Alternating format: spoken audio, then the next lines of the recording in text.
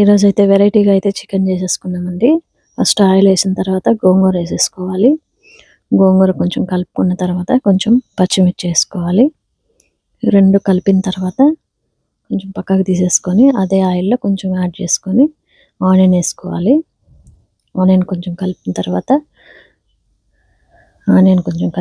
కొంచెం బ్రౌన్గా వేగాలి. చెక్క లవంగాలు కూడా వేసేసుకోవాలి. చెక్క లవంగాలు వేసుకున్న తర్వాత కొంచెం పుదీనా, కొంచెం కొత్తిమీర యాడ్ చేసుకోవాలి. దాంట్లో కొంచెం అల్లం వెల్లుల్లి పేస్ట్ 2 స్పూన్స్ వేసుకోవాలి. బాగా వేగిన తర్వాత చికెన్ వేసేసుకోవాలి. చికెన్ బాగా కలుపుకోవాలండి. ఆ పచ్చి వాసన అంతా పోయేలాగా కలుపుకోవాలి. కొంచెం పసుపు కూడా వేసుకోవాలి.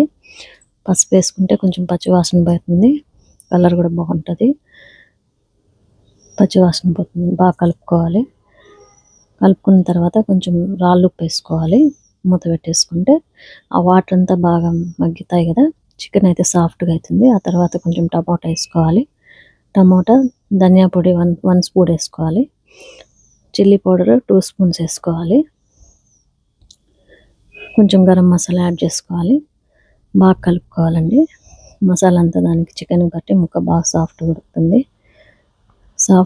అందులో నీళ్ళు కూడా కొంచెం వాటర్గా ఉంటాయి కాబట్టి కొంచెం మనం ఒక హాఫ్ గ్లాస్ వాటర్ యాడ్ చేసుకుంటే బాగుంటుంది. ఇంకా చికెన్ బాగా సాఫ్ట్గా ఉడుకుతుంది. స్పైసీగా కొంచెం ఉండాలంటే కొంచెం కారం కూడా ఎక్స్ట్రా వేసుకోవచ్చు, 1 స్పూన్. ఇంకా మూత పెట్టేసుకొని పక్కనైతే బగారా రైస్ ప్రిపేర్ చేసుకుంటున్నాను. ఆయిల్, కొంచెం గీ వేసాను. బగారా రైస్కి ఆనియన్, పచ్చిమిర్చి, కొంచెం బిర్యానీ మసాలా, పుదీనా, కొత్తిమీర కూడా యాడ్ చేసేసాను. బాగా కలుపుకున్న తర్వాత అల్లం వెల్లుల్లి పేస్ట్ 1 స్పూను, కస్తూరి మెంతి, కొంచెం గరం మసాలా కూడా యాడ్ చేసుకుంటే బాగుంటుంది. బాగా కలిపేసుకున్న తర్వాత 1 గ్లాస్ బియ్యంకి 2 గ్లాసులు అయితే నీళ్ళు పోసేసుకున్నాను. కొంచెం సాల్ట్ వేసేసేసి మూత పెట్టేసేయాలి. ఇటుపక్క చికెన్ అయితే ఉడుకుతుంది కదా, ఫస్టే మనం గోంగూర వేయించుకున్నాం కదా, అది తీసి గ్రైండ్ చేసుకొని దాంట్లో కలిపేసుకోవాలి. కొంచెం చికెన్ మసాలా యాడ్ చేసుకోవాలి. ఇదైతే చికెన్ అయితే రెడీ అయిపోయిందండి. ఇటుపక్క బగారా రైస్ కూడా మనం ఎసరు అయితే మసిరిపోయింది, బియ్యం అయితే వేసేసుకున్నాము.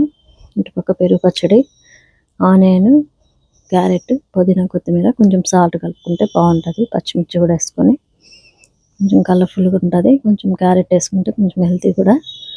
ఇదైతే పెరుగు పచ్చడి రెడీ అయిపోయిందండి. ఆనియన్స్ కట్ చేసుకున్నాం, దాన్ని బగారా రైస్ సర్వ్ చేసుకుంటున్నాము. బగారా రైస్ బాగుంది. గోంగూర చికెన్, ఆనియన్ కట్ చేసేసాను అండ్ పెరుగు పచ్చడి కూడా యాడ్ చేసుకుంటున్నామండి. ఇది అండి సండే స్పెషల్ అంటే మా ఇంట్లో గోంగూర చికెన్, బగారా రైస్, పెరుగు పచ్చడి అండి.